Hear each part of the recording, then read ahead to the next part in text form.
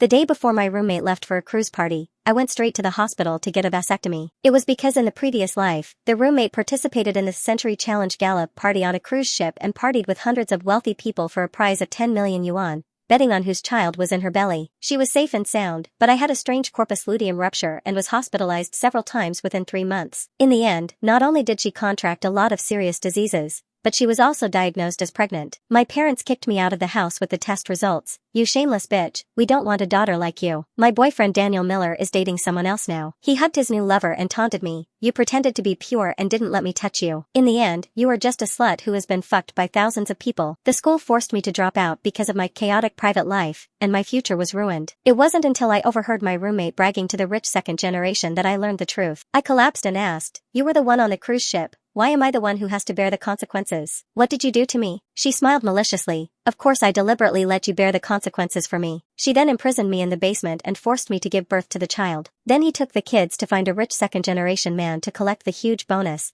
leaving me to die of hemorrhage in the basement. When I opened my eyes again, I was back to the day before she left for the cruise. "Emily, help me take a look at this battle robe. What do you think? Can it charm everyone?" My roommate Sophia Rossi was holding up a red, thin halter dress and posing in front of me, with the desire and ambition in her eyes almost overflowing. My whole body trembled violently, and the noisy dormitory environment around me suddenly became clear. I was born again. Flashback to the day before Sophia attended the infamous Century Challenge Gala. When Sophia saw that I didn't react, she stuffed the skirt into my arms and held my arm affectionately. "Emily, this is a silk pajamas that I spent a lot of money on. Feel the texture. Tomorrow the cruise ship will be full of top wealthy people, and I must catch a rich husband." I slammed her hand away. "Don't touch me." The smile on Sophia's face froze. "Emily, what's wrong with you? Did I disturb you?" I looked coldly at her innocent face, and the pain from my past life overwhelmed me like a tide. It was this face that smiled and said to me when I was tortured beyond recognition, "Emily Carter, who made you so cheap? Your womb is the best container for me." Another roommate, Chloe, came over to smooth things over. "Sophia, don't blame Emily, she might just be too tired. But do you really want to go to that party? I heard that kind of place is very messy. Girls should keep themselves clean." Sophia curled her lips in disdain and glanced at me meaningfully. "What era is it now? Why are we still obsessed with those old-fashioned ideas? We women should live a wonderful life and seize every opportunity to climb up. Unlike some people, who think that they have the whole world just by having a poor boyfriend." As she spoke, she took out a small blood knot charm from an exquisite brocade box and stuffed it into my hand without saying a word. "Emily, this is the blood knot charm I got from an occultist from New Orleans. It's said to bring good luck and good fortune. I'm about to get lucky, so I'd like to share some of my good luck with you, so you can experience what it's like to be the best." Looking at the blood knot charm, I felt creepy. In my previous life, I never knew until my death how she made me bear the consequences for her. How dare you ask for her things now? Maybe it's this blood knot charm who did it. I snatched the bloody blood knot charm from her hand and threw it at her face. "Take your dirty stuff away." The hard corner of the blood knot charm scratched her cheek, leaving a tiny blood mark. Sophia covered her face and screamed in disbelief. "Emily, you're crazy." The dormitory exploded instantly. "Emily, you're going too far. Sophia was kind enough to bring you a gift. How could you do that?" "That's right, you don't know how to appreciate a good person. Do you really think you're a big shot?" My boyfriend Daniel happened to be downstairs at the dormitory at this time. He rushed over after hearing the quarrel, and protected Sophia behind him, glaring at me with disgust. "Emily, what are you doing? Sophia is so kind. Why are you bullying her?" Sophia hid in Daniel's arms, sobbing aggrievedly. "Daniel, don't blame Emily. It's all my fault. I shouldn't have given her a gift." Looking at this couple in front of me, I just feel irony. In my previous life, Daniel was like this too, always standing on Sophia's side and calling me an ungrateful shrew. I was too lazy to explain, so I picked up my phone, sent a message asking for leave directly to Professor Anderson,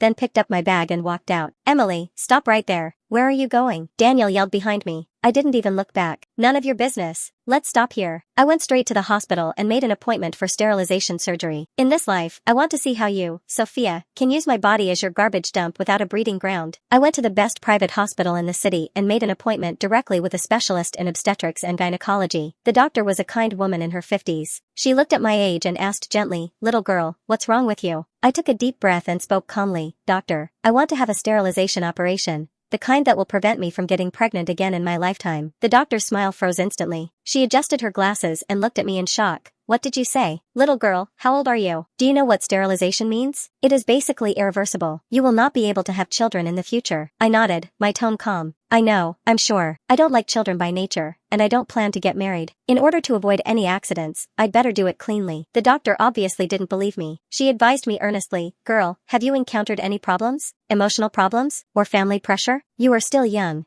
Don't make a decision that will make you regret for the rest of your life. At your age, all your body functions are at their best. There is no need to. I interrupted her and took out a forged family genetic history report from my bag. Doctor, this is not an impulse. Our family has a serious history of hereditary mental illness, and I don't want my offspring to suffer this pain. This is my decision, please respect me. The doctor looked at the report in my hand, then looked at my determined face, and finally sighed. Since you have thought it through so clearly, then fine. But before the operation, we must conduct a comprehensive physical examination and require you to sign a series of informed consent forms. No problem. That afternoon, I completed all the examinations and the results showed that I was very healthy and fully met the conditions for surgery. Lying on the operating table, the cold light shone on my face. The anesthetic was injected into the body and consciousness gradually became blurred. When I woke up again, it was already the next day. The nurse told me that the operation was very successful. The wound was very small, and I only needed to stay in the hospital for 2 days for observation before I could be discharged. I sent the surgery certificate to Professor Anderson and extended my leave for another week, on the grounds that I needed to rest after the surgery. On the phone, there were dozens of missed calls and hundreds of messages from Daniel and Sophia. Daniel's message went from angry questioning at the beginning, to concern later, and finally to a humble apology. Emily, I was wrong. I shouldn't have yelled at you. Where are you? I was so worried about you. Emily, can you please text me back? What surgery did you have? Is it serious? Sophia, on the other hand, looked like a pitiful and innocent girl. Emily, I'm sorry. It's all my fault. I shouldn't have made you angry. Please come back soon. Daniel is going crazy. Emily, are you still mad at me? My cruise party is about to start. Aren't you coming to see me off? I looked at these messages, sneered, and blocked and deleted them all. 2 days later, I went through the discharge procedures. Instead of returning to school, I rented a small apartment off campus and rested. But I don't know who leaked the news, but Daniel actually came to find me. He was holding a bouquet of flowers in his hand and slid down to his knees as he came up. Emily, it's my fault. I shouldn't have been mean to you because of others. Please forgive me. I can't live without you. I really love you. There's nothing going on between Sophia and me. I swear I'll never talk to her again. Love is bullshit. It's because Sophia went on a cruise to hook up with a rich man and he had no choice but to come to me. Now that I am the only one at home, I didn't argue too much for fear of angering him. I could only coax him to leave in a gentle manner. I know, I'm tired and want to rest. You go back first. Daniel was incredibly obedient this time. He just put the flowers down and left. I breathed a sigh of relief, thinking that what Sophia did on the cruise ship would not be transferred to me this time. But at night, I suddenly felt an unusual surge in my abdomen, which gradually turned into severe pain.